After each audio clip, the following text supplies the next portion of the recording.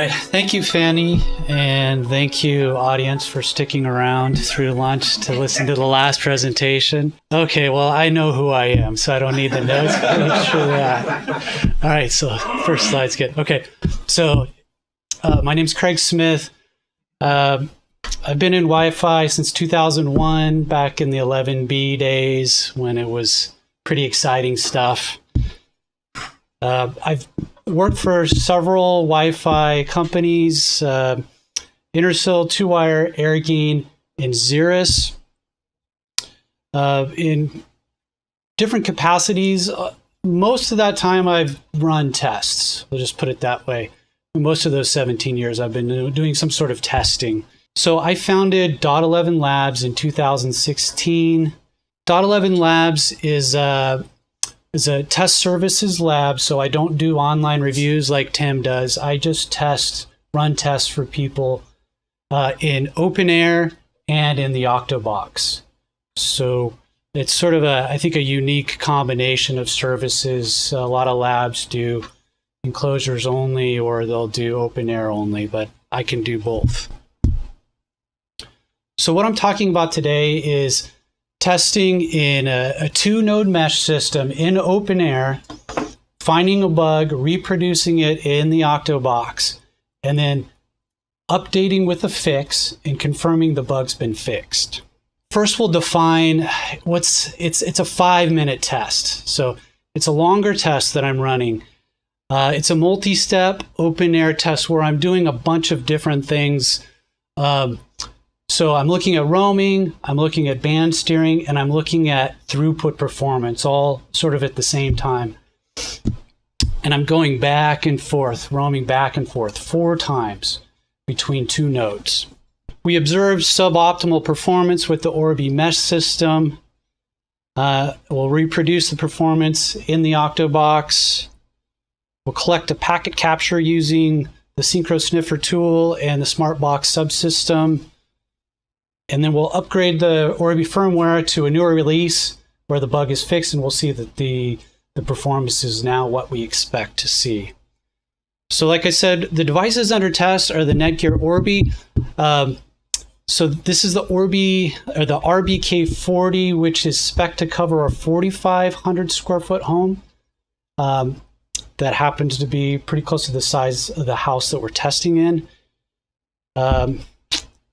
So Orbi, if you're not familiar with it, is a 2-node sort of base set. So what Netgear says is we can cover your house with 2 nodes when other guys need 3 nodes. So it's how they're sold typically in pairs. The client under test is a MacBook Pro. It's pretty standard, I think, for testing. A lot of people test with this client device. It's got a 3x3 802.11 AC radio in it. So the MacBook Pro doesn't support K, V, or R, but it does have some roaming intelligence. It roams at a minus 75 dBm threshold for RSSI, and it, amongst other things in their algorithm, they obviously prefer 5 gigahertz over 2.4 if the signal strength's high enough. Okay, so the channels, we've sort of discussed this, but I'm gonna try to make this very clear. The channels that are under test here with the Netgear Orbi. So when the MacBook Pro is connected to the root node, it has the choice of the 5 gigahertz low band at channel 48, which is dedicated front haul, or it can go to 2.4 gigahertz on channel 4. Those are both channels that are only used for front haul for client access. So Orbi is a tri-band architecture. So they have another radio in the high band at channel 157 that's dedicated for backhaul. The client can't use that. So on the mesh node side, what you see is that the satellite mesh node uses the same front haul channels as the root. So it has the option channel 48 and channel 4 at 2.4 gigahertz. So there's only 3 channels that any traffic is going to be on here in this test. Okay, so the open air setup, here's the test house that we're in. It's a large 4,600 square foot house. There's 2 levels, pretty standard California construction, drywall and stud. It's on a very large piece of property, 4 acres, so it's a clean environment, far from my neighbors. And there's plenty of opportunity to create attenuation in this house. There's 2 levels. The first level, which we're running this test on, is pretty big. It's about 3,000 square feet just on the first level. There's 6 bedrooms, 3 bathrooms. It's about 100 feet, 100 by 30 feet roughly. The second level we're not using is about 1,500 square feet.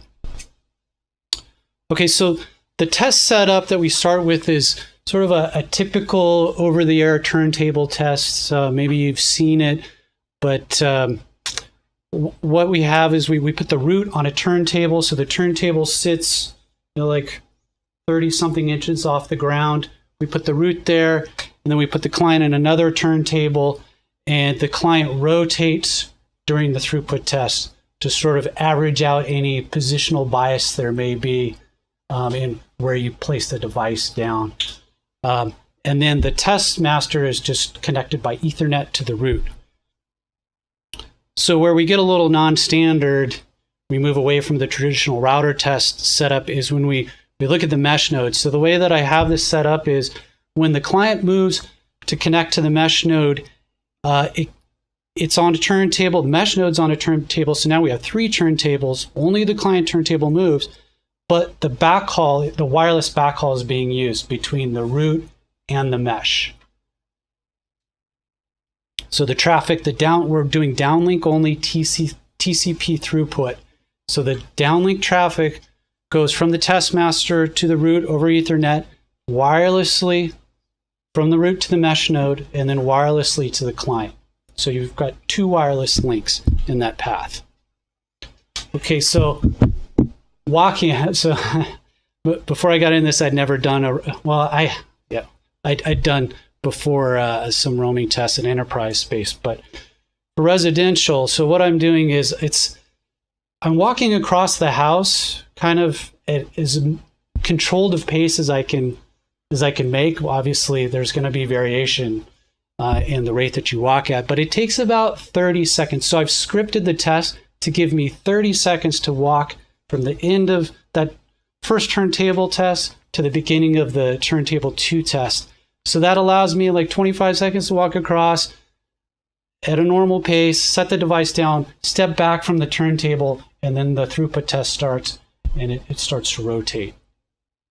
Okay, so where on the floor plan, where the device placed, the root is placed on the left-hand side of the first floor of the house.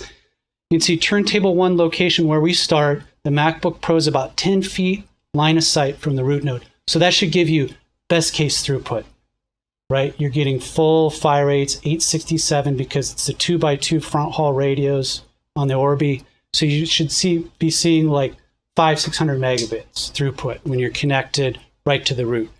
When you go over to the other side of the house for the mesh node on the right side of the floor plan, turntable 2, there's a wall, but you're still only 15 feet away. So the MacBook Pro is still at a pretty high PHY rate connected to that mesh node. I think it's maybe in the 600s and the 500s. So it should support 400 or 500 megabit throughput.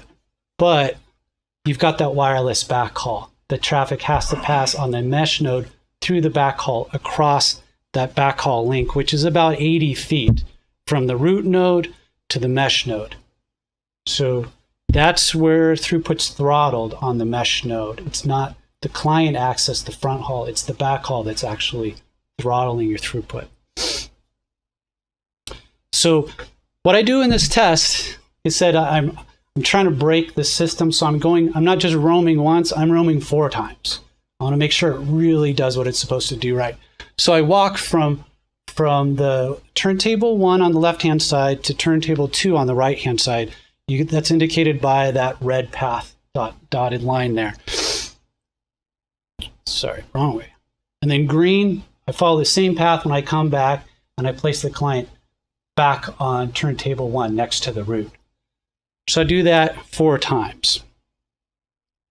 So the first, third, and fifth turntable tests are on turntable 1, And the second and fourth test are on turntable 2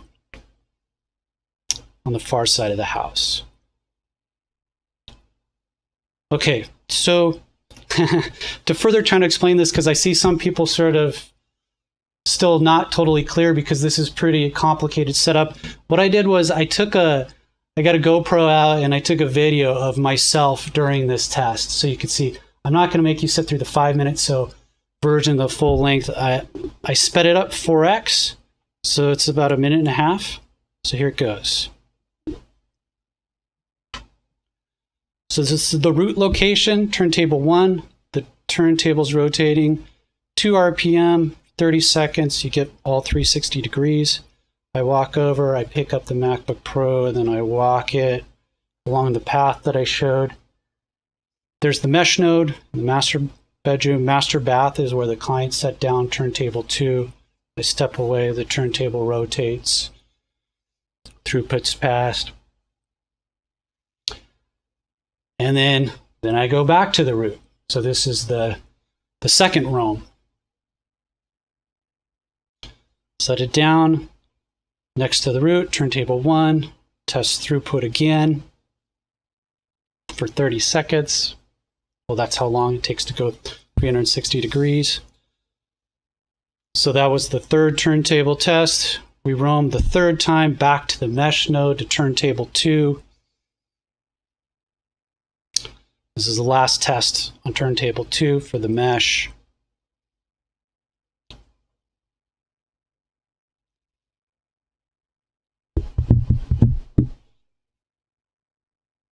And then the home stretch, this is the last roaming event where we go back finally to the root for the third test at the root.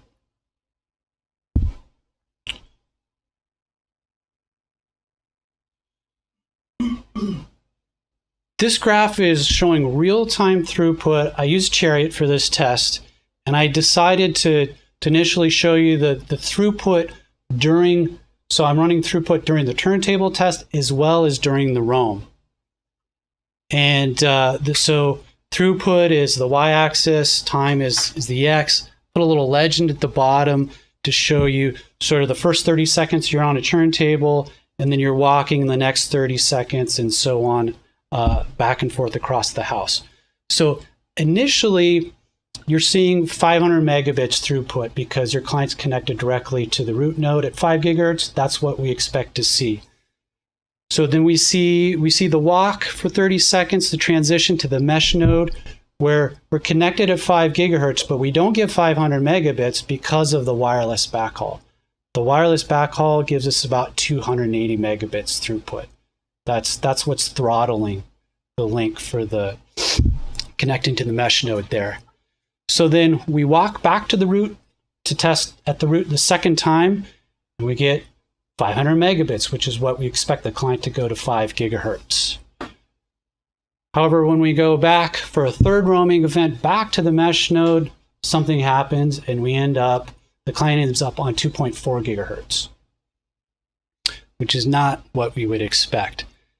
Furthermore, when we come back for the final turntable test at the root, the client stays at 2.4. For some reason, it doesn't go to 5 gigahertz, which we would expect to do, and it did previously. When it came, the first time it came back to the root, it went to 5, but the second time it did. So the point of this real-time test was the client does what it's supposed to for the first couple roaming events, but then something happens, things go south, and it ends up on 2.4, and it stays on 2.4. So there's something there. Okay, so I reran the test to make sure that I didn't do something wrong and sort of sanity check. So that's shown on this graph in blue. So we see something different, but we still see a problem. So the client starts out at the root at 500 megabits. We roam to the mesh node. We're at 280, which is what we expect at 5 gigahertz. But then you come back the first time, you come back to the root node, and the client goes to 2.4 gigahertz now, instead of being at 5, where it was the last test and where you expect it to go when it's right next to the root node. So we're seeing the problem twice now in this walking test. So Tim mentioned that sometimes when you're running traffic during the roam, you're causing the client to behave differently. So then the question is, okay, well, let's run it with no traffic when you're walking the device during the roam and see if then maybe the problem goes away then. And what I saw when I ran that test is the problem didn't go away. It's still there. So I'm doing non-roaming throughput. So I'm only testing throughput now when the client is sitting on the turntable. So on the left-hand side of the graph, you see that the bar graph is an average of that 30-second test around the turntable at the root node. That's 660. I'm using iPerf here, so there's a difference between the TCP throughput I get in iPerf versus Chariot. The second bar, the blue bar to the right, is the mesh node test result, where we see 270, which is what we were seeing before 5 gigahertz. That's what we expect because the wireless backhaul is limiting the throughput of the client when it's connected to the mesh node. So the first roam transition is great. That's what you expect. But then when you come back to the root, in the middle of the graph there, what you see is 98 megabits. You get 98 megabits instead of 660. And the reason is because the client went to 2.4 gigahertz when it came back to the root. Here I have the BSSID pulled out. So it is actually connected when it comes back to the root 2.4 gigahertz radio. F5, I happen to have memorized the BSSID MAC addresses. And when you go back to the mesh node in the fourth bar from the left, you see that the client roams to the 2.4 gigahertz radio on the mesh node because the BSSID changes to 4D. And then actually, interestingly enough, and then you come back to the root for the third time, and the client stays connected to the 2.4 gigahertz radio on the mesh node. You can see that because the 4D is down there in the graph. I'm able to telnet into the MacBook Pro and pull, using the airport utility, pull out some stats from the device that include BSSID, RSSI. Okay, so like from a QA perspective, you're just like, okay, well, I've reproduced this 3 times in open air, but to really convince somebody that there's a problem, maybe I should do it in a clean RF environment where I have a more controlled roaming mechanism than me walking the device. You could see how people would throw stones at this bug that I'm reporting here.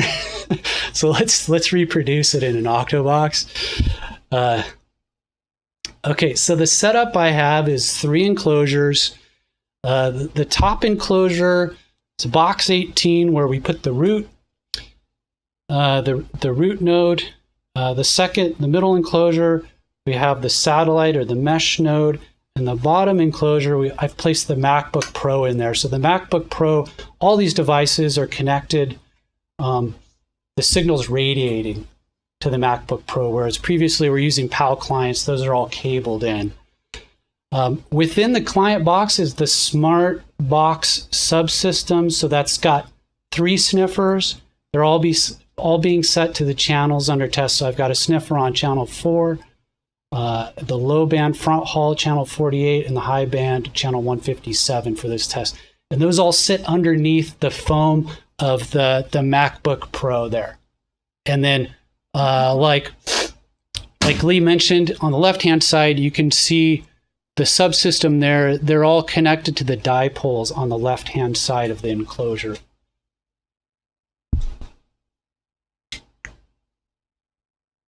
So the diagram of this setup, it includes, we've got 3 quad attenuators for this 2-node setup, linking all the boxes together. So the first quad attenuator goes between the root and the mesh node. That's static, right? Because the node doesn't move during the test. The 2 nodes don't move at all during the test. So I've matched my over-the-air RSSI in the octoBox by setting a static attenuation of 30 dB. Then I've got a front haul, a dynamic quad attenuator between the root and the client. That's sort of I'm adjusting the attenuation for that quad attenuator from 0 to 40 to simulate the roaming in open air. And the same thing with the third quad attenuator that's connecting the mesh node to the client. I'm cross-ramping these two front hall quad attenuators between 0 and 40 dB. So there was a question here about, I think, about RSSI levels, and then that goes to how do you pick 0 to 40?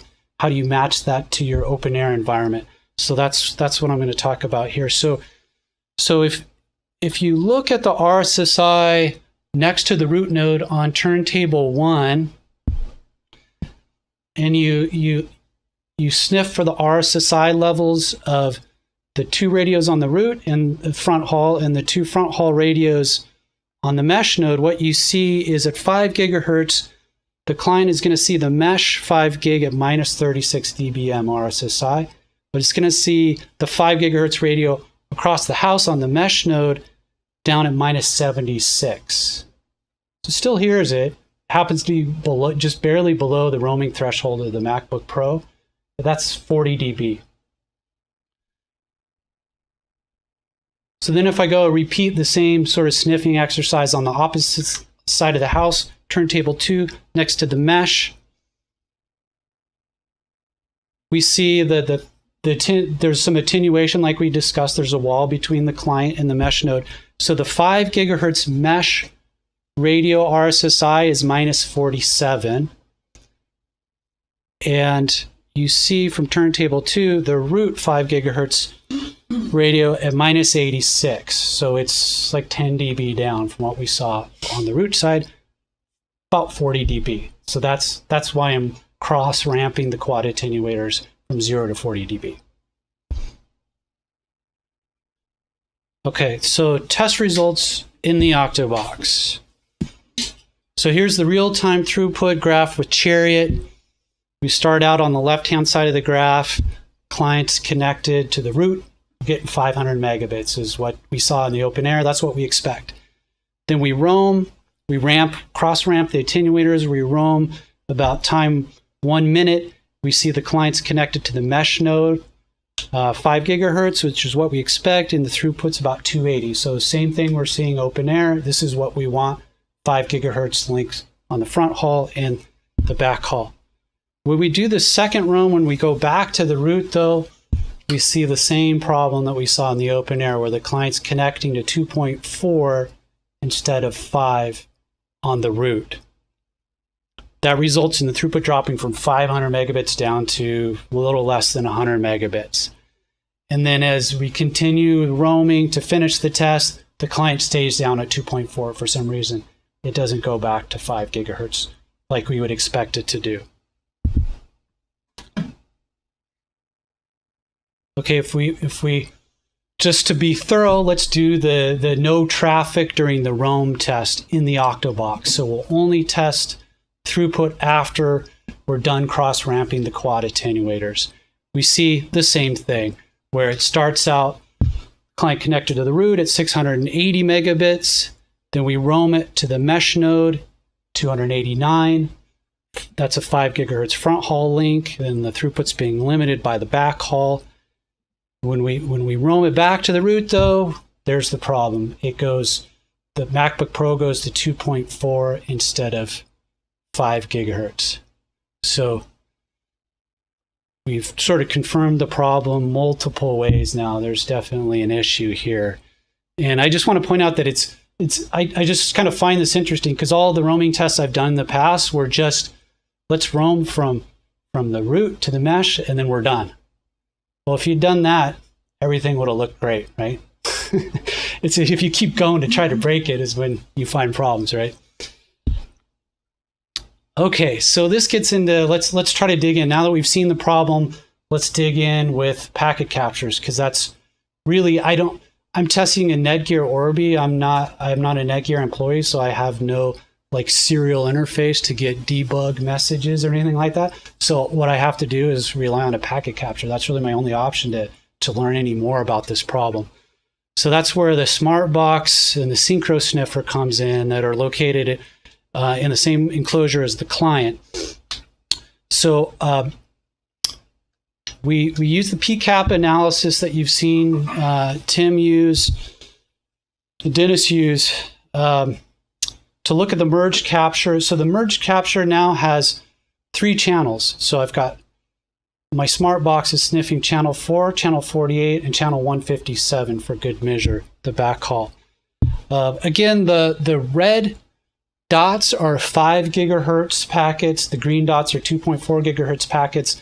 The blue dots are the roaming events. And the PCAP analysis is just auto-magically identifying all those packets for me. I'm not having to write filters or apply filters like I would in Wireshark. So you can see there's like 2 clusters of roaming events in blue. There's the first one around 150 in the center, and then to the right of that, there's a bunch occurring when you see the client goes to 2.4. When you go red to green data packets, you see a bunch of roaming events in there. So we want to dig in and look at what's happening on those packets and try to better understand the issue. So like I said, the client here, the packet capture is telling you the client's going from 5 gigahertz to 2.4. And then the table and the PCAP analysis is filtering out the packets that you want to see, the roaming events. And we see a deauthentication packet here.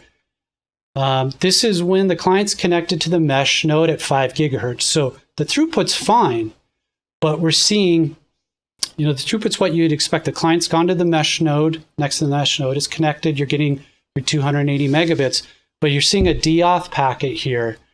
And the MacBook Pro here is deauthing the 5 gigahertz root node, which you wouldn't expect. So if we look deeper into the merged packet capture with the Synchro Sniffer tool, you can see there's the probe IDs. So this is merged. We know we're able to see 2.4 and 5 gigahertz package. They're all synced up with the right times. So this is the deauth packet that I just mentioned, the Apple deauthing the root 5 gigahertz radio. If we dig into that packet, we see the reason it's deauthing is it says class 3 frame received from non-associated station. So the 5 gigahertz root node is sending packets to the MacBook Pro while it's passing traffic to the mesh node, and the MacBook Pro is replying, trying to deauth the root, saying, stop sending packets to me. I'm not associated to you anymore. If we look at that second cluster, if we look at what's going on in this second cluster where the client actually goes to 2.4 gigahertz, the roaming events at around time 210. So if you dig into the packet capture there, you see that the MacBook Pro tries to authenticate to the 5 gigahertz root node. So it sends an authentication packet. But then the root node replies with a disassociate. That's right when the MacBook Pro should be going to 5 gigahertz on the root, and it's trying to. But now, so first the MacBook Pro was disassociating the 5 gigahertz root. Now it's the inverse. So if we look into the packet, we see the reason code. So the reason why the root 5 gigahertz node is disassociating the MacBook is because the sending station is leaving or has left. So it thinks it's already left. The last sort of to wrap this all up with a bow is test results before and after. So good news, Netgear fixed their problem. No thanks to me. I didn't report the bug to them. But okay, so Netgear did fix the problem. So I went ahead and I wanted to do a before and after to show that in case there's any doubt in your mind that my test isn't set up quite right, and maybe there's something I'm doing that's causing this bug to occur, and it's really not an issue with Netgear Orbi. So let's update the firmware. So I started with the firmware from March of this year. That's where we saw the issue.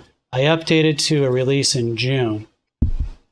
And I've overlaid the results for the real-time test here. So the new test result is shown in red versus the old in blue. So in red, we see what I wanted to see the first time I ran this test, where you start out at 500 megabits, where you're next to the root node, you roam to the mesh node, you get 280, you go back to the root node, you get 500, back to the mesh, you get 280, and then fourth roam, you go back to the root and you get 500 megabits. And that's what we get now with the new firmware 2.1.4.10. That's in the octoBox. Again, just to be thorough, let's do it without traffic. We see the same thing. The orange bars indicate the new firmware with the fix. Moving from left to right across the graph, start out connected to the root, you're at 600, move to the mesh, you're at 280, go back to the root again, you're at 600, back to the mesh node, 280, finally back at the root, you're at 680. So the client's staying, and we're repeating this test multiple times, the client's always going to the 5 gigahertz front haul. So we've seen it 3 times now, or twice with the fixed firmware. So now let's do it in open air to be doubly sure, right? So again, I've overlaid the new firmware test results in red over the old firmware test results in blue. And now we see the client sticks to 5 gigahertz front haul when it's on the root and on the mesh. So either 500 or 280, depending on which node it's connected to. And then last slide is the same thing. So repeat the test where I'm only testing throughput on the turntable. There's no traffic during roaming. Let's see, does the client always go to 5 gigahertz? And yes, it still does. So whether it's on the root at 600 megabits or connected to the mesh node, it's getting 260 megabits in open air. So it's always going to 5 gigahertz.